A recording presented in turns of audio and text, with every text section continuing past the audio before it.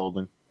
Hey guys, Thunder E here, and welcome to our season finale review of The Walking Dead. We're back. Mid-season. Mid-season finale. Sorry, the title says mid-season. Thank you very much, Lou. How's it going? I'm doing well. All right. So this episode was an hour, 30 minutes long. As we've known, this season, Walking Dead has been rather slow. Granted, I enjoyed this episode a little bit more. I say when it hit the 10 o'clock mark is when the episode had more interest in it. Yeah, because that was when someone lost their guts. Yes. As you know quite well with The Walking Dead, they go to a commercial break and they tell you that a graphic scene is coming. So that's how you know. Usually that's when something happens. I'm just turning down the background light there for you guys. So, okay. My own summary is this. You can tell the way this ended. Remember when we talked and I said that they're going to have to change things for the second half of the season? Uh-huh. You can tell by the last 30 minutes or even this episode in general that the next half of the season is going to be different. Oh, yeah, because look, if you happen to see the little preview for the return in February, Rick and crew finally make it to the fracking kingdom. It only took 8 episodes for Rick to get there, but he's finally going to get there. Mm-hmm. Yeah. But now there's another threat. Why introduce another threat when we still haven't taken care of this threat? The reason why is that they created Negan. Like I said, everything Negan has done, I know you don't like the first episode, but still to that point, as far as Negan himself, right, was a solid villain. And then after that, the next 7 episodes, they created a way to destroy one of their best villains that they actually, like, as a fan of the comic, the way Negan behaves, right? Just forget everything else. Just that itself. Do you like it or you don't like it? No. You don't like it. Why?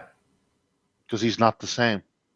Because he doesn't swear, or you could get over the swearing. It's just, dude, Negan in the comic was chunky.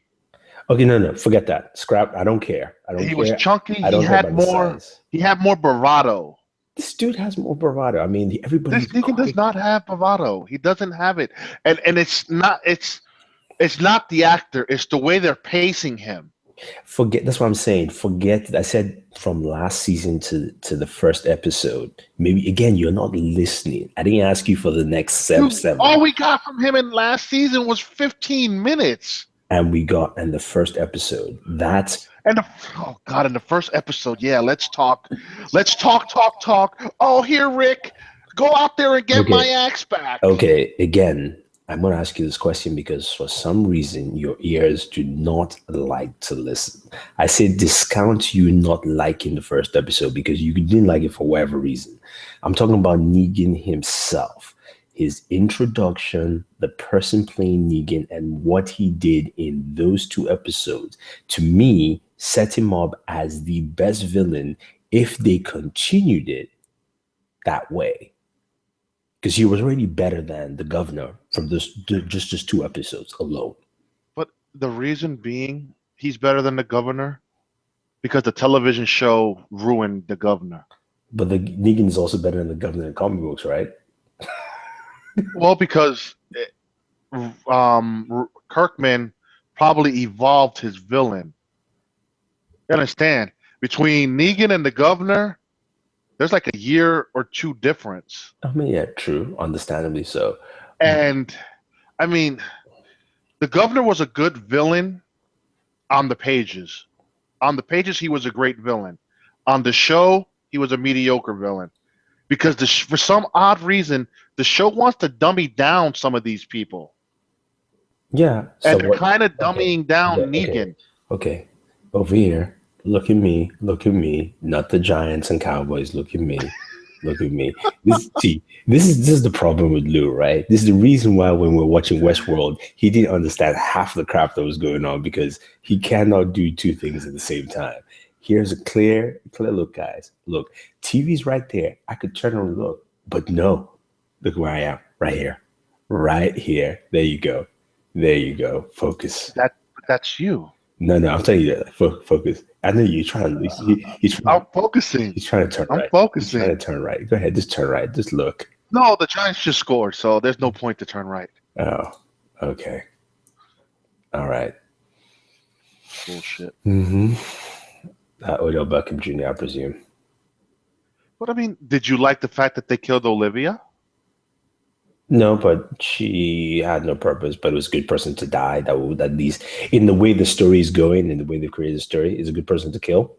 That galvanized everybody again, in a sense. What 'Cause, galvanized everybody was the fact that they took Eugene. yeah, I mean Eugene going, but it was And that's the funny thing because Eugene never got taken. yeah, I mean, So they're changing the story, which, okay, let's see how that plays out in the second half. Are they taking Eugene because they want Eugene to make them bullets? of course. You see, this is the problem with the show. Rosita tipped the hand that she shouldn't have tipped because she was stupid. Yeah, but Rosita was going to do that anyway. Rosita No, had she was not. no, the Rosita in this again. That's what I'm saying. This Rosita was stupid. She tipped her hand. Now you tipped. Remember, if Tara decides to open her mouth and take them back to the Ocean City, they have a fracking arsenal of weaponry there. And Eugene could have manufactured a whole bunch of bullets.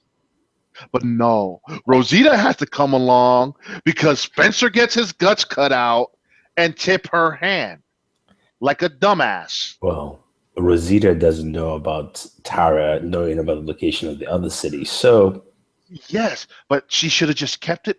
Just keep the rage boggled up. Like, oh my God, so help me. Frickin' Frack and the entrance are going to catch a beat down if they don't get killed. oh, those two, oh, I can't wait for it because you know, those two are going to get a beat down.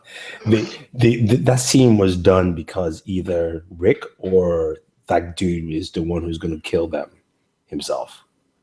Uh-huh. It was just set up for later, for that little joy for later anyway. And I honestly think it's going to be Rick that's going to do. Aaron might kill one, and Rick is going to kill the other. Yeah, definitely so. It was good to see Daryl back. You know, And then why couldn't we see Daryl beat the chubby guy's head in?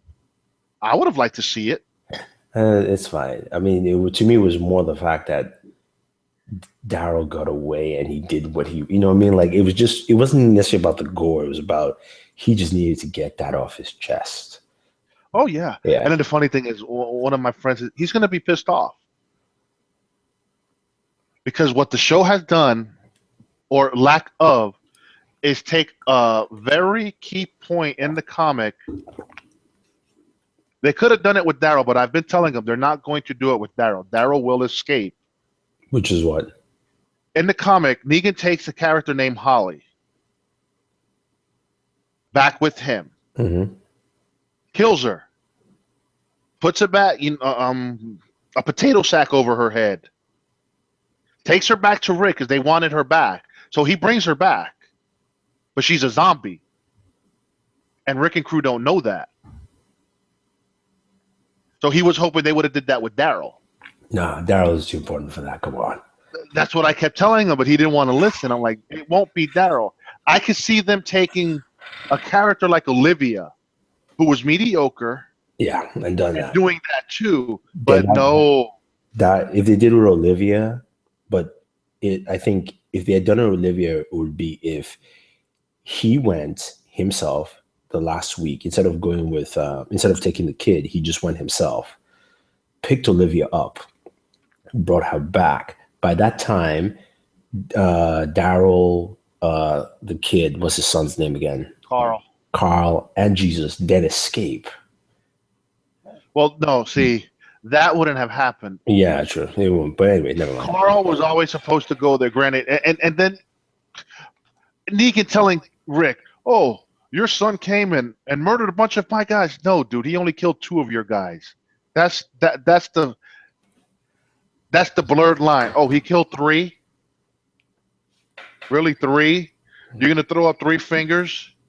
I want more than 3. I think I want 10. I think somebody got a bullet in the leg.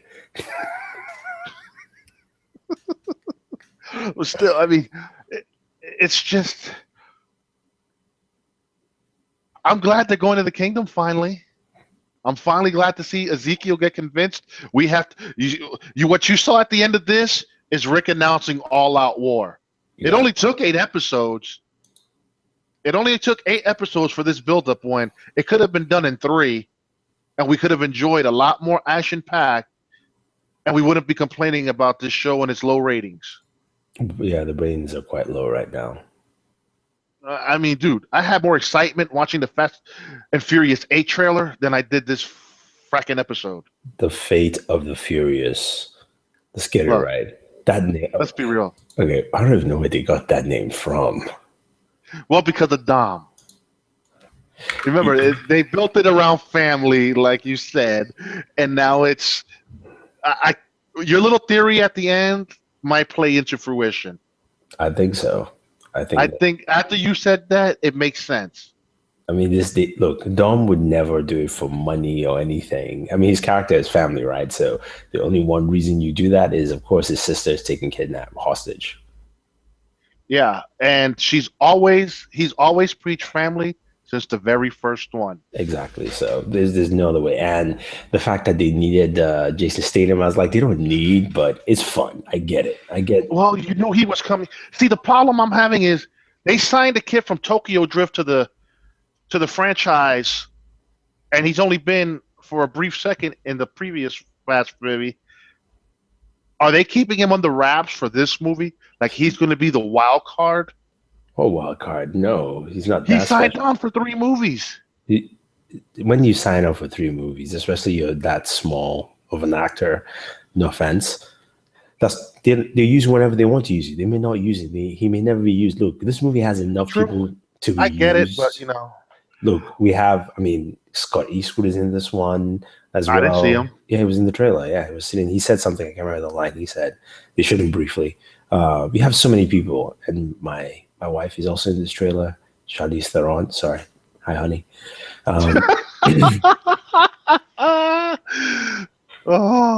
So that's your little wifey there, huh? Hey, just saying. I mean, I didn't want to say it out publicly. OnBoored is a small channel. A lot of people would know, so it's okay.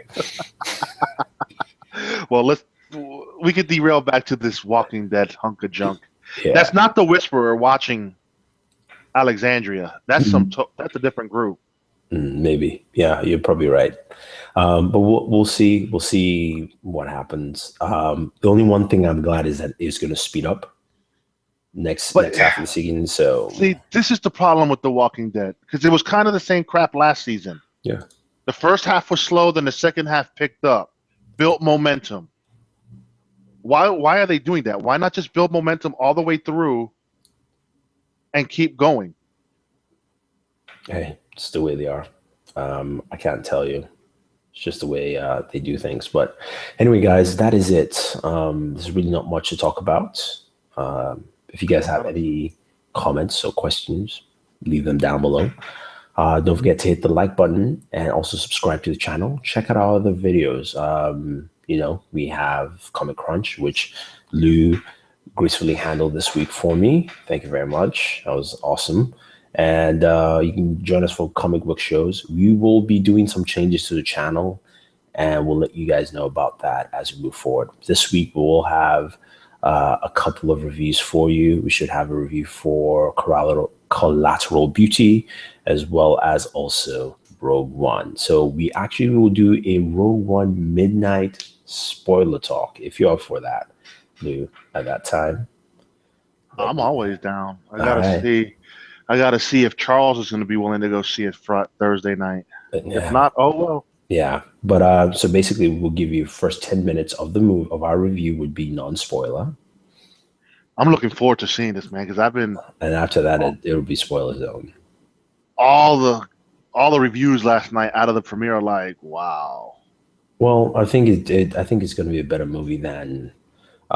They're saying some are saying it's a little bit better than Force Awakens. Force Awakens, after watching it twice, and I've never watched it again, is a very generic movie. It really is.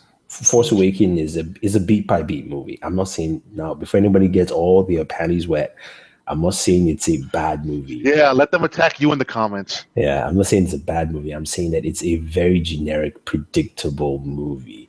I watched it the first time I watched it. Sam and I were going, "This will happen. This will happen. This will happen. This will happen." As a Star Wars fan, I don't want to see that. I can always watch the old movies anytime I want, right? So, but anyway, guys, stay tuned, and again, always enjoy your entertainment. Peace.